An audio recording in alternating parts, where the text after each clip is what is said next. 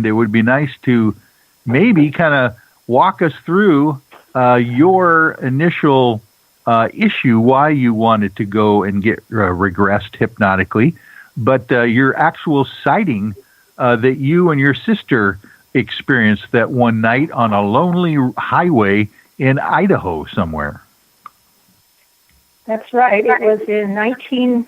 Oh, go ahead, Mary. Well, I can't really discuss your session, Bree, because there's that a confidentiality thing. You can discuss anything I said when we were working together, but I really can't discuss what you went through. So I'm just going to turn it over to you. Okay, thank you. Good idea. Okay. Well, I asked Mary to regress me as a result of a UFO sighting that my sister and I had, and that was in 1979.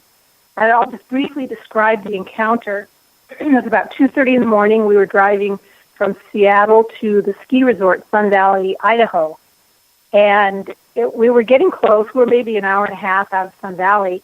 So from Boise, you pop up on a road that's called the Mountain Home Road, which is very secluded, and it does go by a Mountain Home Air Force Base. So it was about 2:30 in the morning, and we were traveling probably about 75 miles an hour in the old silver station wagon. And all of a sudden, out of nowhere, a blindingly bright white light just poof appeared right in front of our car. It was no sound, and it was so bright and powerful. It was probably about 40 feet high and maybe about 35, 40 feet in front of us. And it basically came out of nowhere. It was like turning on a light. So I said to my sister who was driving, Terry, what do you think that is? And she goes, I don't know. And we were going through the gamut. Well, maybe it's a helicopter. Maybe it's this. Maybe it's that. And I rolled the window down. There was absolutely no sound during the entire encounter. Really? And so, yeah, it was starting to be very frightening to me. And so Terry started to slow the car, and as she slowed from 75 down to 50, down to 40, down to 30, it kept the exact same height and the exact same distance from us and just slowed right with us. My goodness. Never faltering. Bree, tell us, if you can describe a little bit more in detail what the heck you're looking at that point? It was so blindingly bright that it was like taking a large flashlight about arm's length and turning it around and shining it right in your eye. That's the intensity and how bright it was. And was this a white light, a yellow light, or blue? It was very bright white. Bright white. Extremely bright white. So you could make out that, it was round, as if, like I said, you were shining a flashlight straight into your eyes, a very bright flashlight at arm's length. And then there appeared to be two white kind of angular shards that came down from each side. But it was so intense that you couldn't see a ship, you couldn't see any shape, you could just see the white light, which was a circle with kind of a angled shard coming off of each side. So we got to the point where we stopped the car, and I was begging for my life, and because I knew it was so powerful, if it wanted us, it had us. And I said, what are we going to do, Terry? And she goes, I don't know, but let's just get out of here. So she stopped the car, and we turned around and ran from it back in the direction we came from. And it was during that time that I lost track of, I don't really remember what happened until we stopped, which was about 3 or 4 miles down the road. And I remember stopping and turning back around to go back in the direction we were initially headed. And I rolled the window down and still put my head out to see if I could hear or see anything, and there was nothing, just pitch black sky. So I asked Mary to regress me from the time I don't remember after turning around to when we stopped. So she did. And this was several months ago, and we just did it in my house. And it took probably about 40, 45 minutes. Do you think, Mary, that was the entire session? I think it was a little longer than that. It typically, when you're under hypnosis, time is distorted because it takes a while to go through the whole relaxation thing. But it was probably close to that, maybe like an hour. Okay. Well, and at the very end, it was really hard for me to reach a vision. However, go ahead. Toward the end, can you hear me? Yep, we can hear you well. We can hear you. Toward the end of our session, a vision came into my mind's eye, and what it was a very hazy, light blue, elongated oval shape. And it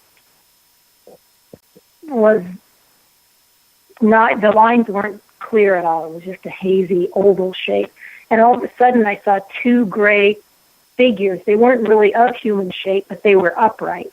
One was tall, the one on the left was tall, and the one on the right was shorter. So I saw two figures standing in front of the oval shape.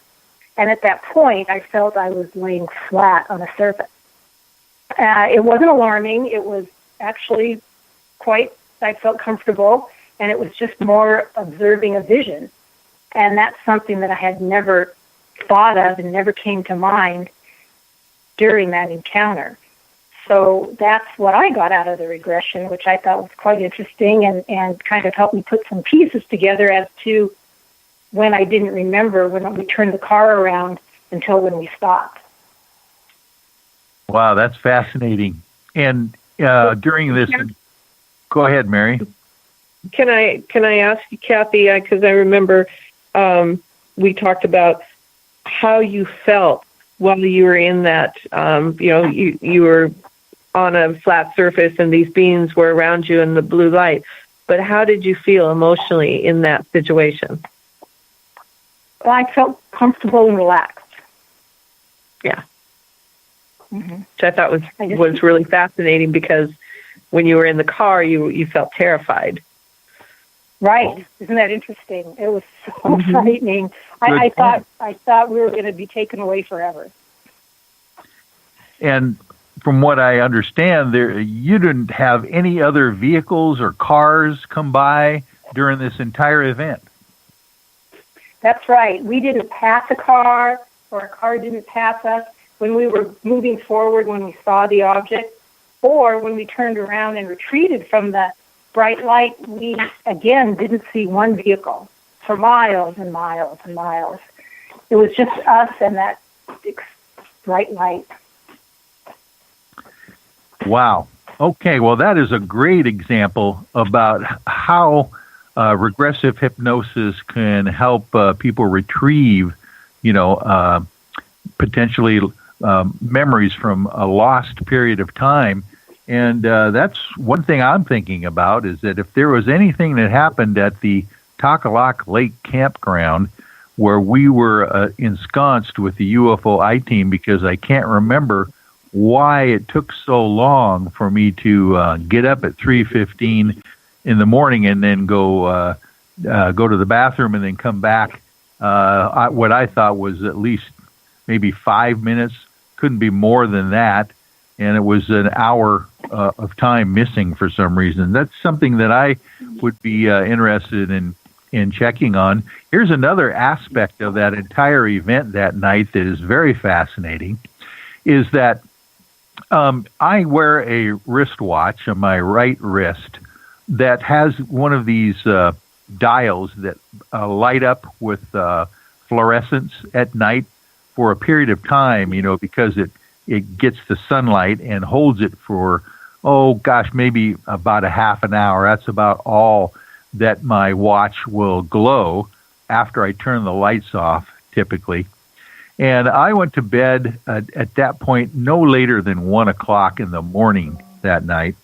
But when I woke up, because of the battery failure in the pop-up tent that I was in with the beagles, I noticed that when I looked at my watch that night, as soon as I woke up, the watch was glowing very brightly for some reason. All of both of the hands were glowing, and all of the positions around the watch at 5-minute intervals were glowing as well, very brightly.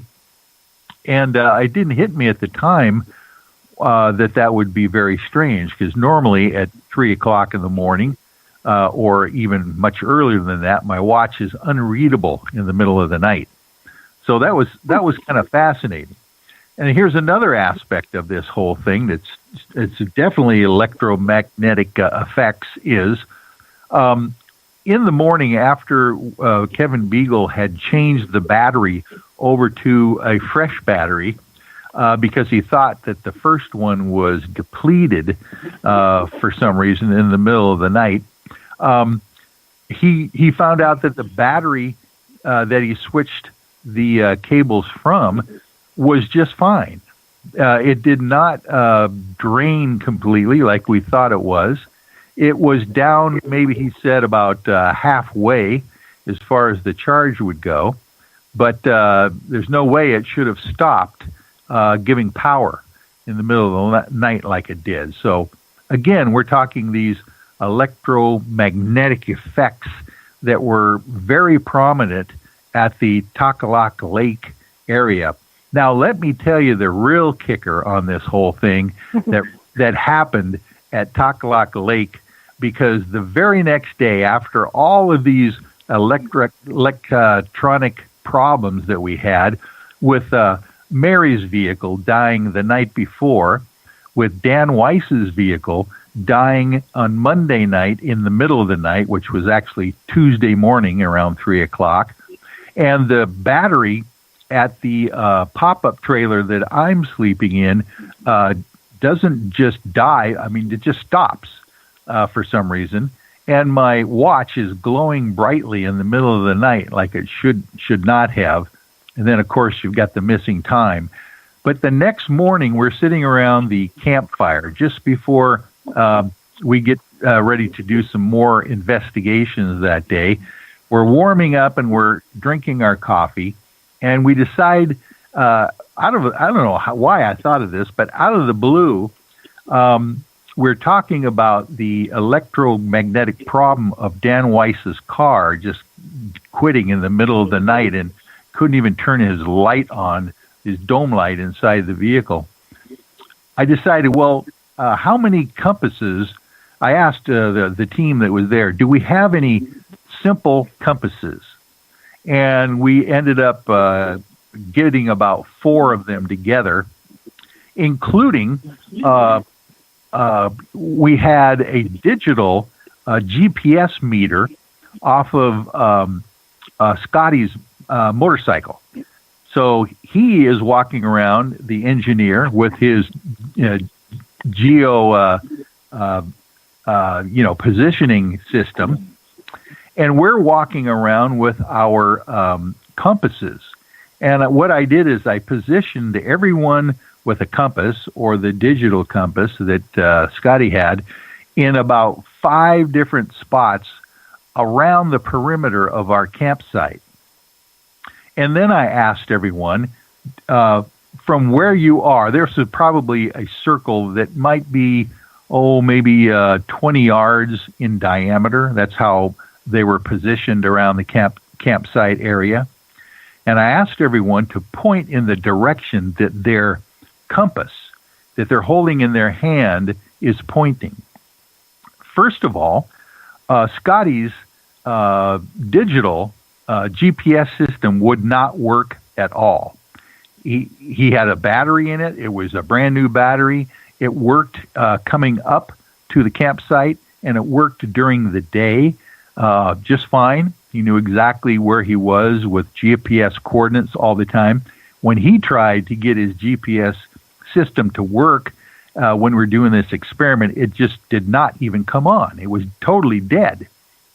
But the rest of the people that were sitting around the circle with their compasses all pointed in the direction that north should have been, because that's the way the compasses would be pointing north.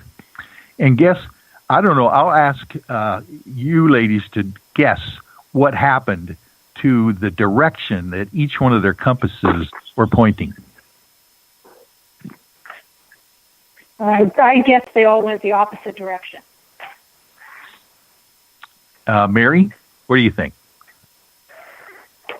Well,